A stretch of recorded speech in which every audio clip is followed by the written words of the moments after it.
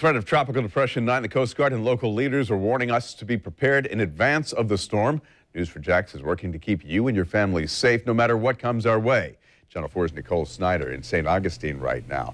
What's the best advice? Bruce, right now it seems pretty calm out here, but the Coast Guard is warning boaters to stay aware and be cautious of the changing conditions coming in the next 24 hours. They are telling boaters to tie up those vessels and also be aware and make sure they are secured. The National Hurricane Center says that the disturbance is favorable for tropical development, which will bring heavy rains and gusty winds. The Coast Guard says the effects from the storm can cover an area hundreds of miles wide, so definitely want to play it safe here in the next 24 hours. Recreational boaters and commercial vessels outside of the direct path of the storm are advised to stay up to date on what is to come.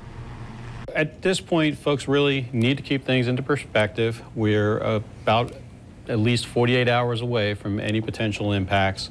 We've got a storm out there in the Gulf of Mexico that could develop, and people need to monitor it closely. But right now, most people are doing is securing loose objects that might be blown around, especially in the port facilities and military bases. Preparing for some high tides above normal on the order of about 2 to 3 feet above ground level. And here are a few tips from the Coast Guard for boaters to protect themselves, their families, and boats. Do not go out to sea in a recreational boat if you know a storm is approaching. Contact local marinas to ask for advice about securing your boat. Check with local authorities in advance about operating schedules and bridge schedules and before entering any storm damaged area. And of course, the other concern out here in St. Augustine is the flooding. There could be anywhere from 4 to 8 inches of rain through tomorrow. So drivers need to be cautious of those conditions. Of course, take time traveling.